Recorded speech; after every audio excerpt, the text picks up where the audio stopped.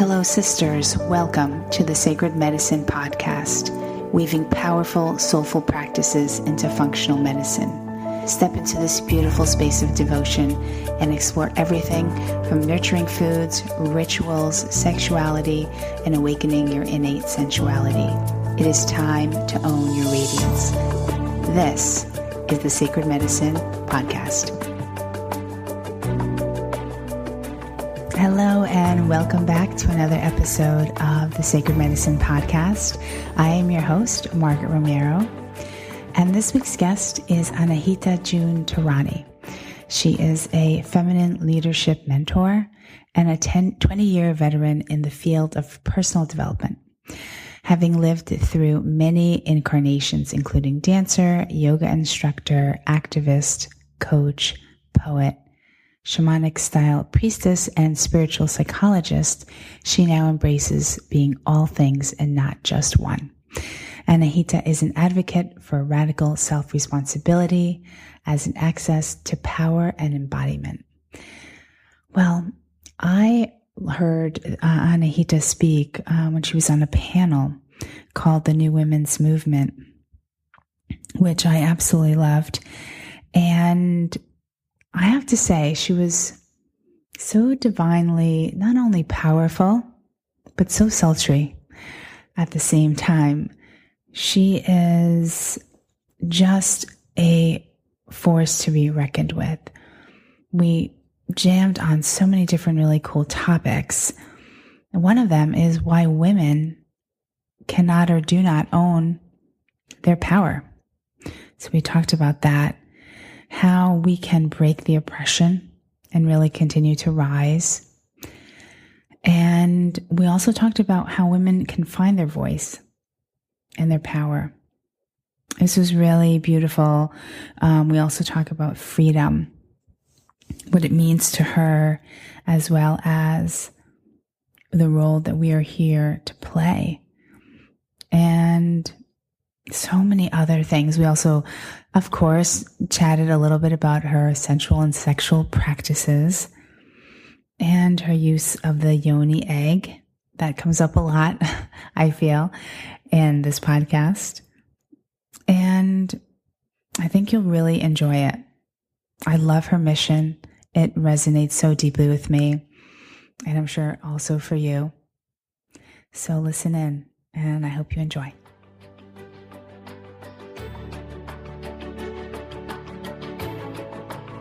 Hello and welcome back to the Sacred Medicine Podcast. I am your host, Margaret Romero, and today I have a beautiful guest, Anahita Joon Tehrani. She is a feminine leadership mentor and a shaman priestess. Thank you so much for joining me today, Anahita. Oh, it's my pleasure, Margaret. Thank you for having me. I first heard about you when I listened in on the New Women's Movement panel that you had with, oh my God, it was with so many empowered feminine women leaders that I knew and you headed the whole thing. So I knew I just wanted to have you on my podcast because this is something that I find so deeply resonates with me, how women are finally coming and rising up and really owning their leadership, owning their power. And I wanted to just find out how this all started for you. How did you get on this path and where it's really led you to today? Yeah, thank you for asking. Let's see, I'll do my best to be concise. That's such a full body question. I would say probably the origin of it is really, growing up in Iran and growing up after the revolution and just, being witness to complete oppression and suppression where nothing was okay for a woman. Not only were we told to cover our hair and our bodies, but, growing up where I was told that the sacred text, the Quran, says that a woman's voice is evil and therefore she cannot be heard singing. Wow. This is the extent. Yeah. of the oppression. Wow. And, it just never quite sat right as a young girl. And I have this photo of myself that I actually found a couple of years ago. My mother shared it with me. It's for a passport or something. And I was 3 years old, three, covered in a black chador. Just a baby, And so that's really the beginning. And I was pretty wild by nature. So, and I had a love of dance. I trained in classical Persian dance. And so I was always very much in my body and in my self-expression. And I was so in love with women, the women in my family who danced and sang at parties, and they were so vibrant and expressed. And that would be the beginning of a journey, but that has, then I also really believed the oppression and the suppression, and I really bought into that, and, have had my days as an activist, and now it's kind of come full circle. So now my activism is a little more well-rounded. I don't know if that answers your question. Yes, it does. Size. And so what are you... Let me see. Why do you feel that there are still women who fear this feminine power that we innately have? Why is it that women just find it so hard to speak up and speak out and really kind of own that power? Yeah, really beautiful question. I definitely feel that there are at least a couple of components that we can touch on here. One is, the collective consciousness and the collective programming. It's this fabric has been woven for so long, and it's been so thick and so strong. And it does take quite a bit of courage and surrender into the unknown for a woman to really let go into the depths of her power. Because the truth is, power comes from oneness. So it comes from accessing the totality of ourselves. And when we haven't been willing to meet our shadow, when we haven't been willing to meet the sort of darker, edgier, more the wilder, more primal parts of ourselves, and bring that into light and really embrace that as a part of our whole in our embodiment practice and in our daily practice, in our sacred practices, then what can happen is that becomes really scary, because the wild becomes, we're afraid. There are so many women that I talk to that don't trust their power because they're afraid that the wild will ruin, it will destroy their marriage, it will leave their children. So it's really, there's two pieces. It's the relationship with ourselves and our own power, learning to trust it. And then there is the collective of all of us wanting to break through. And regardless of how much work we've done and how whole we have become, that still takes more courage to come out of the closet or out of the shadows and say, this is me, I'm going to own it, and stand in the full expression of ourselves. God, I love that. I love that. And I mean, I see this more and more happening, yet I also still see how the oppression is still obviously affecting women on such deep levels, such ancestral levels. And how would a woman start to kind of unleash these ties and start to really step into her power? How do you think that a woman can start doing that and not be so fearful of it? Yeah. Well, to be honest, I feel like having mentors and sisters who have walked the path is probably the most invaluable asset as we really let ourselves go into our full self-expression. Just even having a couple of sisters who are in the full embodied expression of their feminine power, really their wholeness, can give us permission. That's the thing. It's just, it hasn't been modeled. So the sisterhood can provide a modeling, and then definitely just getting really real about what it's costing us. if a woman can really get real about what it's costing her to not be in her full power every day, living that expression, and whose life am I living? Is this really my choosing, or is it a programming that I got? And then just getting really real with nobody's wrong. She hasn't done anything wrong. But if we want to just get real with where we are, then there's so much more opportunity to allow something to come in. That's just a little bit of it. And of course, there's, the work of healing the bloodlines and doing the emotional and energetic work to really free ourselves, yes, but also even free our mothers and grandmothers. In the shamanic traditions, there is no separation. There's no separation. There's no time and space. So I am my mother. My mother is me. My grandmother is my mother, and I am my grandmother.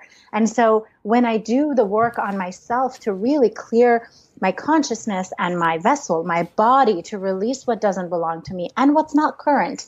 Maybe it did belong to me at one point, but I've outgrown it because I just took stock and I said, whose life is this anyway?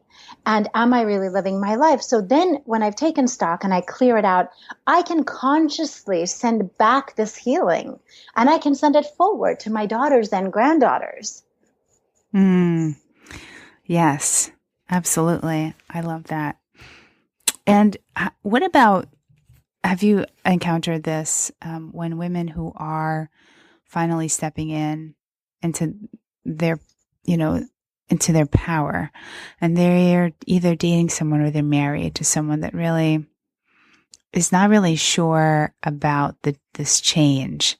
Because I think that the woman goes through some powerful changes, and if she's already partnered, have you seen, any difficulty with this, transition and stepping up and sort of owning it? Yeah. Well, honestly, I've seen quite a bit of it in the Iranian community. I've definitely seen what happens when a woman really finds her voice and a connection to her power, that, hey, I have choice, even if it's just a choice of choosing love over fear in every moment. Even if it's just a choice of, I'm going to go to a class, or I'm going to go to a women's circle tonight. I've definitely seen some feathers being ruffled and some marriages ending, and some women being pulled back. So I think, the cultural context and the dynamic that's already set up makes a big difference. But I'll be honest with you, I'll share my own experience with my husband. Yes. It's definitely, we've been together for 7 years, married almost 7 years. And it's, I've been on a journey of empowerment. I was already teaching and doing, some version of the work that I'm doing now when we met. And he always was attracted to my power. But there was about 4 or 5 years ago, about a year where it was constantly changing, because in many ways he is my teacher, and he is this conscious, beautifully evolved man who's 14 years my senior. And so there was this, it was a year, it was like, a child being born, where I was changing so much. And it took a lot of presence and compassion and really coming into the heart space. I think, I'll just say, he just kept saying, wow, you're really coming into your power. Wow, you're really coming into your power. And there were times where, he would give me some guidance or advice, which I would usually have gone to him for, and I was still going to him for. And then I would just sit in silence and look at him and say, I hear you. Thank you. I think I have to listen to myself on this one. And that was kind of a subtle shift. But I think what's also really important, if a woman is finding herself in that situation, is to remember, because if you're coming out of oppression, even self-oppression, there is a place where you just want to go, roar, like, I'm coming out, let me out, let me free. Yeah.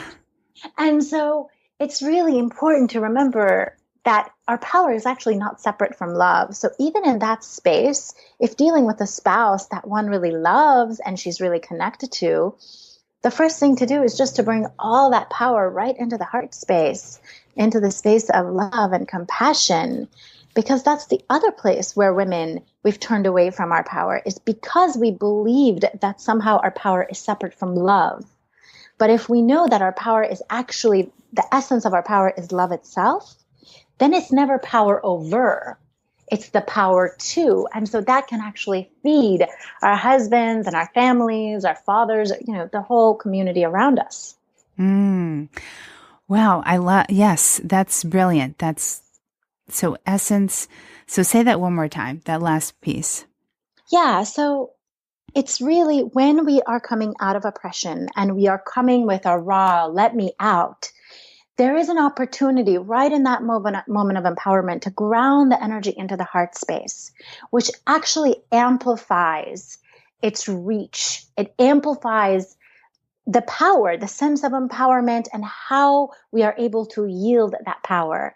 Because our power is not separate from love, even in its wildness, even in its messiness, and in its sexual nature and sensuality. It's not separate from love. But because we have compartmentalized what power is and what love is, then we cut ourselves off. And so sometimes coming out of the oppression, it becomes, now I have power over. And a lot of times that's even unconscious, as opposed to just, I have the power to use my voice or follow my own inner compass. Guidance. Yes. Yeah. Got it. Yeah, there's a huge distinction there. And I think that it's almost easier to have the power over, right? It's almost instinctual to just go there right away. I feel like, unless you're really consciously like, no, stopping it and sort of transitioning that power and creating it. So then you're having the power to whatever it is that you want to create or do, rather than having power over someone or something like that, which is more of a masculine trait to begin with. Well, yes. And I actually see it more as a primal thing, because we have this opportunity as human beings. We're conscious beings. We are fully aware of our own evolution. We are conscious in how we are choosing and what we're choosing and what we're doing. So this is the thing, when I addressed the shadow earlier, of course it's easier to go into the primal and sort of be power over and destructive. But the whole point is that we are these multi-dimensional feeling beings, human beings, and we have the opportunity to touch our power and bring it into the heart space, so that I'm not a jungle animal connected to my power. I don't need to pounce on you.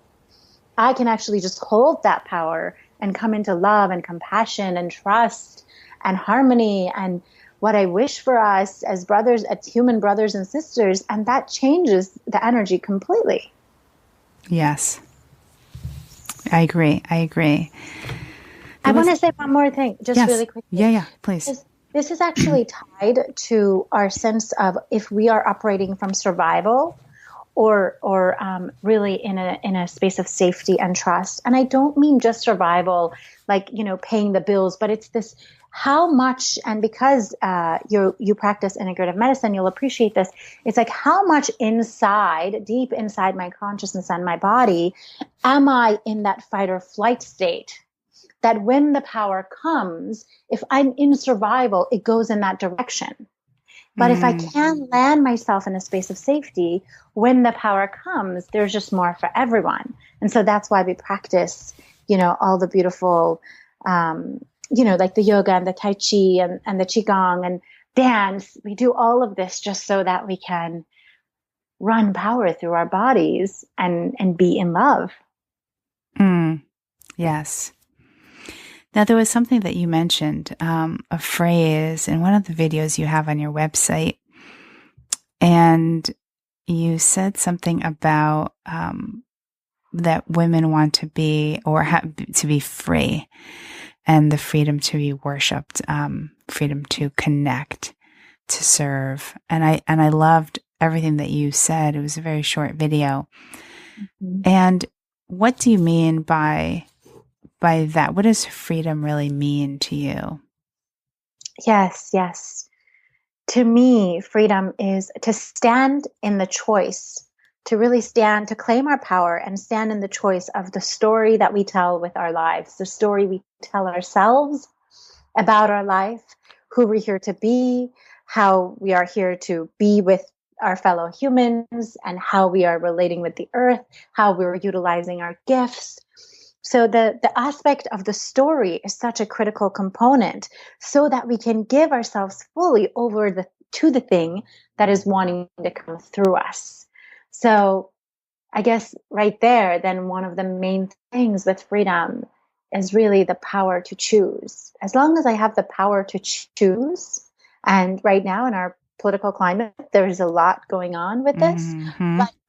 but truly, when it comes down to it, in every moment, nobody can take the choice from us. In every moment, I have the choice to choose love over fear, love over fear, love over fear, love over fear, love over fear. In every moment, even when coming up against circumstances that may not be pleasing to me or desirable or even expansive, I can choose.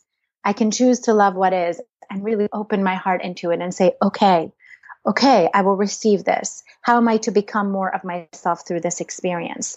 And so the power that we always have is to choose in that moment. I could collapse and say, oh, this means I'm unworthy. And this means, life is crumbling around me. And this means we are doomed as a country and as a, global society. Or I could just come back into love. And so that power, which we always have, is the freedom that we get to exercise then through the stories we tell ourselves and the stories we tell through our lives. Yeah, freedom is such a big, beautiful word for me as well. And you explain it so beautifully. I'm a little bit I'm just taking that all in right now. So Yeah. Well, and I want to add something here because I would be so, it would be a little not as fully embodied if I didn't say that where I access my freedom for me is through dance. So when I feel like I can't move, when I feel bound, like my hands are tied behind my back by life or an interaction or a circumstance or my own limiting beliefs, it's always through coming into my body and breathing and dancing that I come back to what I was just sharing with you. So we all have our tools that can bring us back because we all go off center. Oh yeah. What does that dance look like for you? It's different every day. But there's always a lot of moving of the hips. There is often ecstasy, moaning, because when I do let go, there is just so much ecstasy, and that is really available to all of us. So for me, it starts with breathing, just lighting a candle, coming into gratitude, putting on the music that feels appropriate, and just coming into deep compassion for myself and gratitude for myself to be mindful enough to pause and take the time to be present with what is tying my hands behind my back, in essence. So coming into that gratitude and the breath, and just usually it starts with some shaking to move out the stagnation that sits in the energy centers. And then as the music goes, then so does the body. So sometimes I'm crawling on the floor. Sometimes I'm climbing a pole. Sometimes I'm spinning like a dervish. It's always, sometimes it's a belly dance. So it's always different. I love that. I just got some visuals of you dancing in all types of ways. And do I assume that sensual dancing is also a part of that as well, would you say?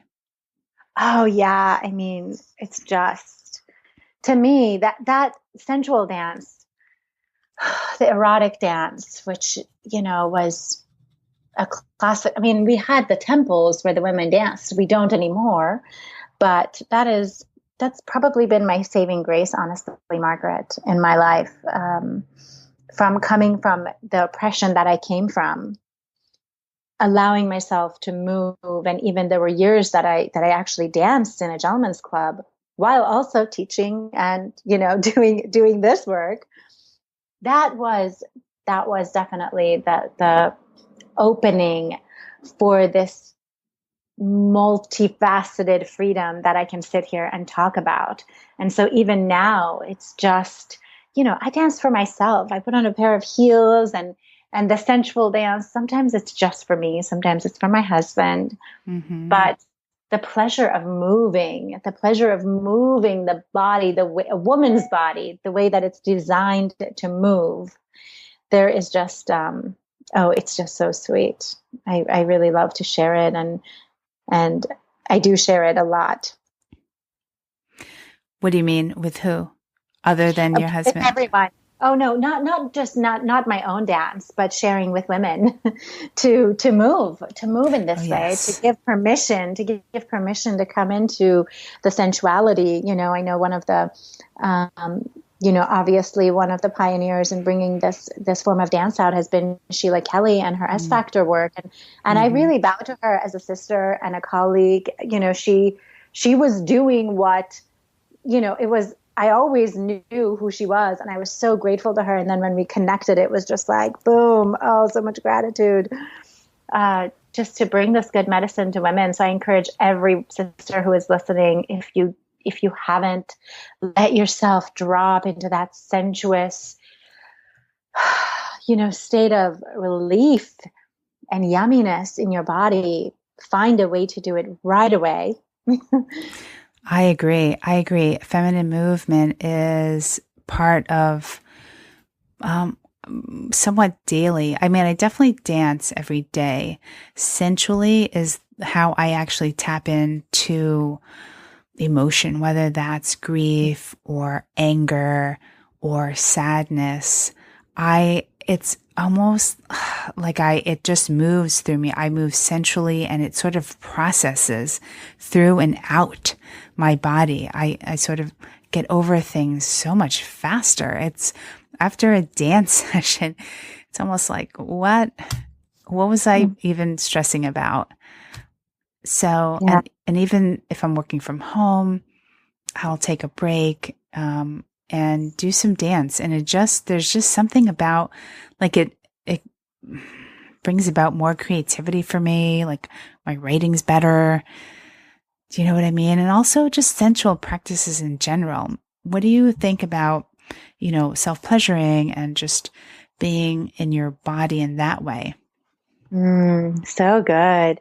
Yeah. Well, I love, first of all, that you process and move through stuff in that way, because, if depending on what everyone is familiar with, but, the Kundalini Shakti that moves like a snake up the spine, it does get activated through sensual movement. Sometimes it can take a long time, but done with breath work. And, if you're certainly taught and initiated, the Shakti will clear everything out as it moves up the body. And so the sensuous dance is just this beautiful opportunity for us to say, hey, I bring my sovereignty, and I will come into participation with this powerful force in my body to help clear out what is not serving me anymore. So I love that is a part of your practice. It's so beautiful and healing. Yes. So healing. Yes. And so self-pleasuring, I mean, just where do I begin? The greatest thing I can say to any of us, as a reminder to myself, is to just get present, for all of us to get present with ourselves, with our bodies, to really release any attachment to a body we had 10 years ago, 5 years ago, before baby, premenopause, whatever. To really get super present in love and celebration and compassion with the bodies that we have now, and to create some space. I really guide my clients, like, start with a bath, buy some roses, put the rose petals in the bath, clear the house, ask the husband to take the kids away if you have children. And, you deserve an hour or two. And this is just, it's not like, oh, well, I could be making love with my husband. It's to establish your own willingness to receive from yourself. That's such a big part of the self-pleasuring. And So it's like, take a bath, really let your body relax, and then create space, light candles, light music, put on some lingerie for yourself. And what if you could just be with your body, with the dim candlelights and the music, and touch yourself with the intention to give love through your hands? And what if there was no goal? What if there wasn't a goal to come to a climax or a goal to do it right, but simply just being present to this body, to the breasts, to the tummy, to the neck, to the face, to the legs, to the rear end, just for the sake of transmitting love through your hands to your own body, and then the body being willing to receive it for no reason, for no goal other than just to be in receiving. That is what I love. I've never heard it put quite that way, transmitting love to your own body through your hands.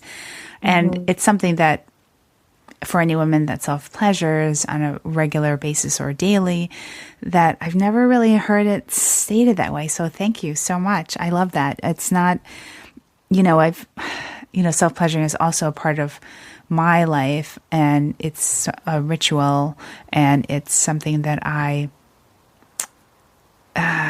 very easily step into. I know the importance of it, and it's also something that I teach women that, especially even if you're not in a relationship, or even if you're in a relationship, I think it's super important and just so beautiful to be able to tap in to your own sensual erotic and just make time for that.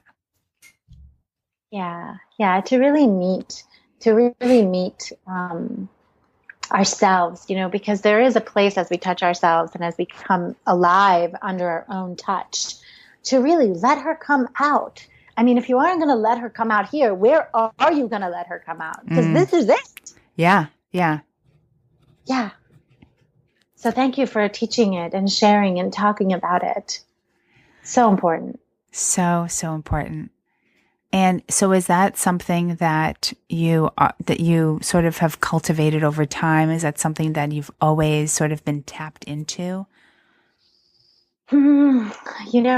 It is. It's something that I've definitely lost it for a couple of years here and there. There were times where I was celibate, and sometimes you can go asexual if if it just can happen. Right. But from a young age, I remember self-pleasuring from a very young age. Whatever, it was a pillow, it was a banister, it was my thing, as little girls. It's just we're so free. It's before all the programming has begun, and it's carried through most of my life, but it has evolved. And what I was just sharing with you, it's really my own journey of, I was a dancer, and so I had a dancer body, which is, the best, because you are just so tight and everything is so light. And so I've had to constantly get current with my body as I have gotten older, and my body has changed, and I love my body, and it's different. And I see it as so beautiful, and I love it actually way more than I did. My appreciation has grown. But what I was sharing, that way of getting really present and current with our bodies, that's been my own journey. And so as I have done that work, I do think that when I do self-pleasure, it's a little more mature, and it's a little more playful, and I experiment a little more, and I just have fun with it more. Versus, I think when I was younger, it was a little bit more goal oriented. I was kind of looking for the orgasm in my 20s, for sure. Is there anything that you're sort of that's new that you've been doing or experimenting with, or any sort of sensual or sexual ideas or anything like that? That's a good question. I don't know. What's new? Hang on. Maybe a new toy. Do you use toys, or I don't know. I love feathers. I love candle wax, especially these candles now that are the coconut oil, where you just actually pour it on your body and it's the coconut oil. Yeah. Uh, I love that. I love fabrics. I love water. I love, so like being in the bath or being in the shower. Those are usually where I'm the happiest. Um, yeah. What else is happening? I don't know. I mean, the main thing is just, I want to say curiosity. Mm. Or I would say over the last half decade or 7 years, with my husband, I have become more playful and more willing Yeah. to just try different things. Like we started actually being together with a yoni egg inside of me, which I've been wanting to do for quite a while, but was not doing. And so that's been really fun because it's more gentle. He has to be more gentle, and it's different. But we're kind of bringing in a little bit of sex magic, on in terms of really using our energies to create and be playful with it. So that's probably the most current. How was it with using the yoni egg and having sex? I haven't tried that. I haven't tried that yet. You can't. Well, we couldn't sit face to face. It just it didn't work for me. I was experiencing some discomfort, so it was just really trying the different positions, like having a pillow under my tummy, or under my lying down on a pillow so that my hips were elevated and he was behind me. Okay. That kind of worked, but he had to be really gentle, and so we were both kind of giggling the whole time. But then we would have a moment where we were breathing and coming into the experience. Yeah, it's fun. We have to be more gentle. Yes. So, yeah.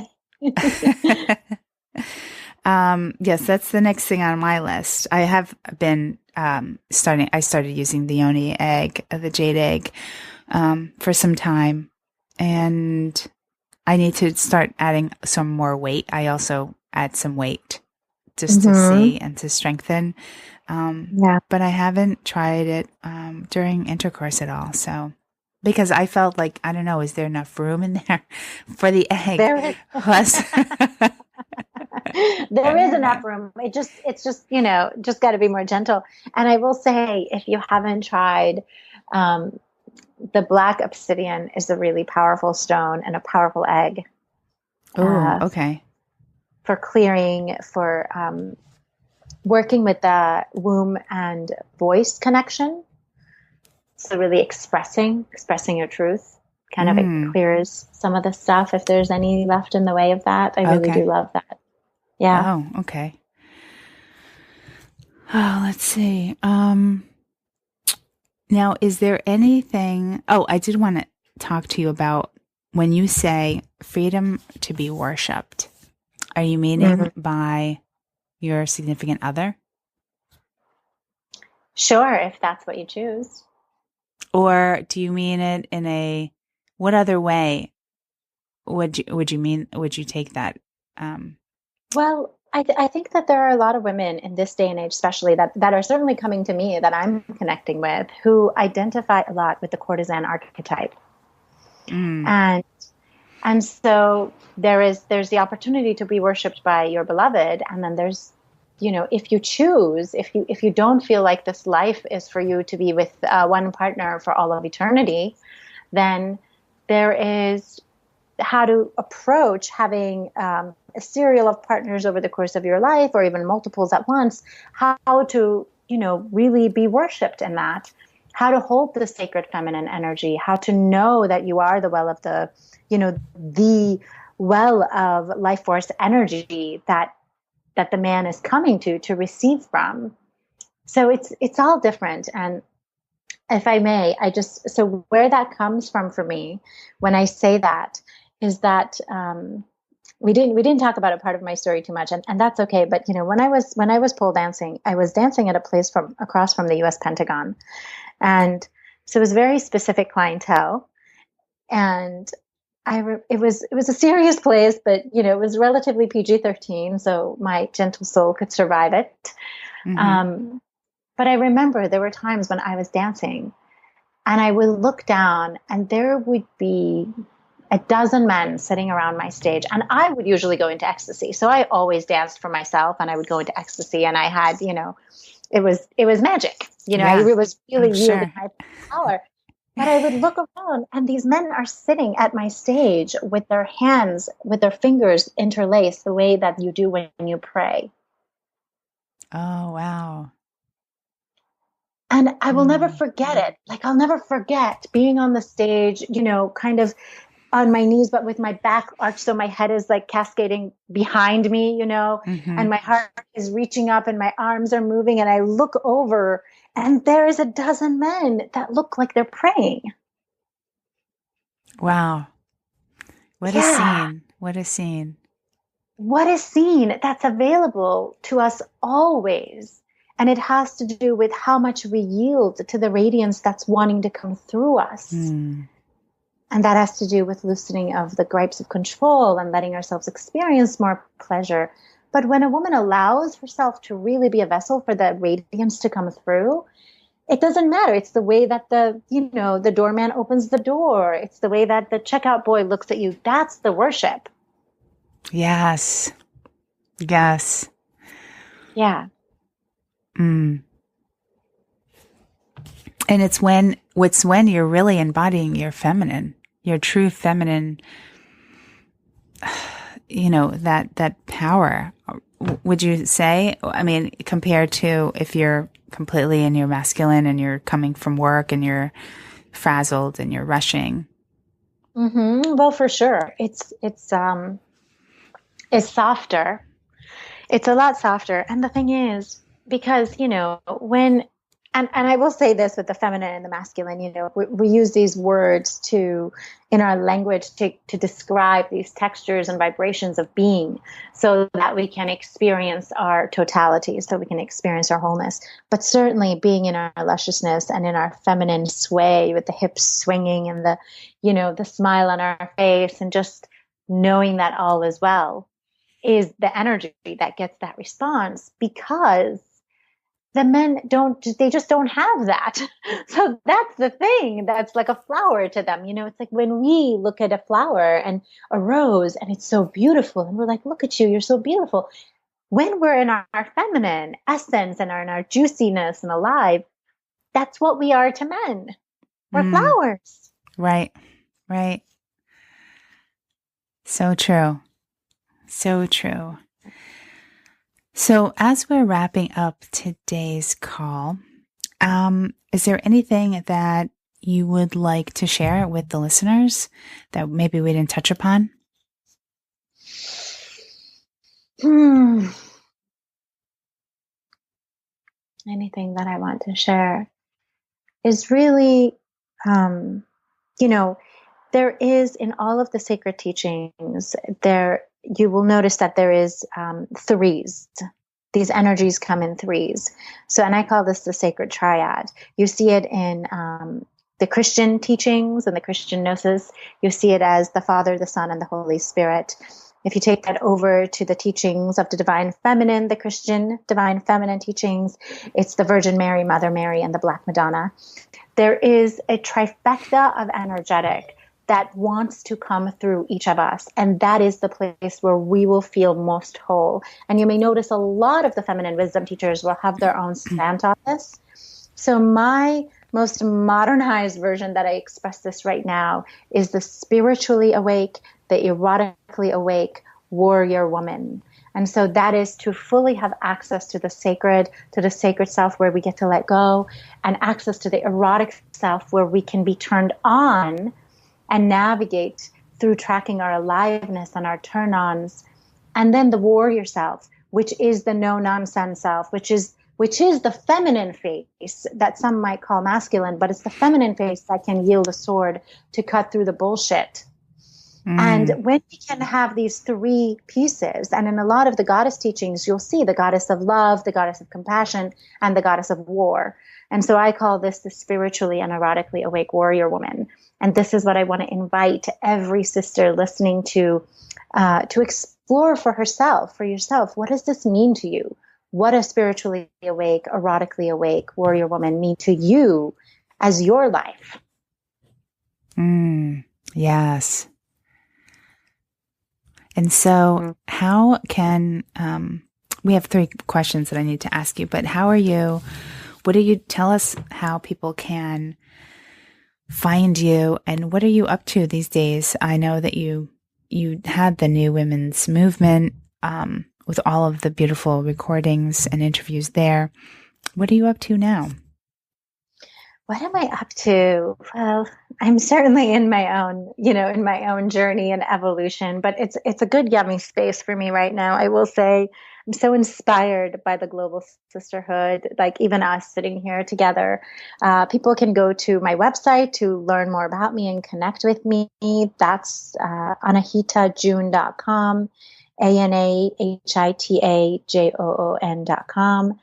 And right now, we have the doors open. We just started an 11-month feminine leadership incubator for visionary women. And it's 11 months. I'm co-leading this experience with my soul sister, Himalaya Bell. And we actually started, and it was so incredible. And the women wanted to invite some of the women in their lives after we started. So we decided to then keep the doors open and do a makeup virtual retreat coming up here in a couple of weeks on March 5th. Yeah, so this is what we're doing, and that's called Force of Nature Woman.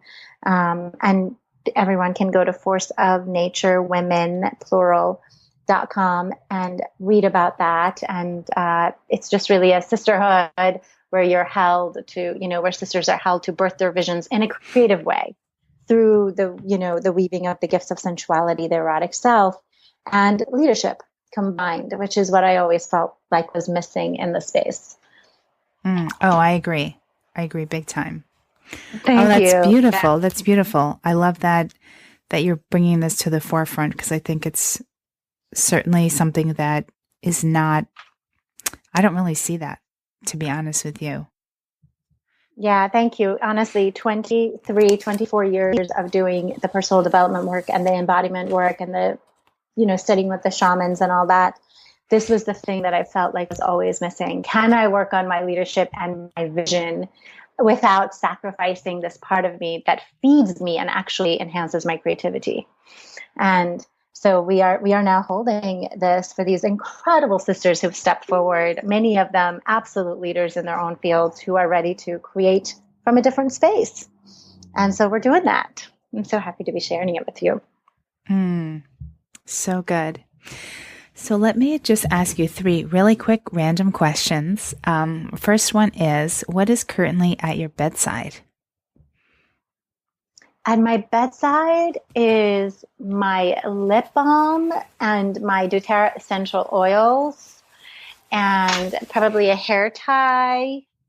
I think that's it. I think it's the oils, the lip balm, the alarm clock. And a hair tie, but I'm not in my bedroom. I think that's it. Okay. What do you wear to bed? I sleep naked most of the time, but I wear socks. I know you can't have cold feet. I can't sleep with cold feet. Yeah, no, it's so funny. I wear big fuzzy socks, like big ones, and then I sleep naked. And what is your biggest indulgence? My biggest indulgence, it really changes. There's food items, and then there's shoes. Like,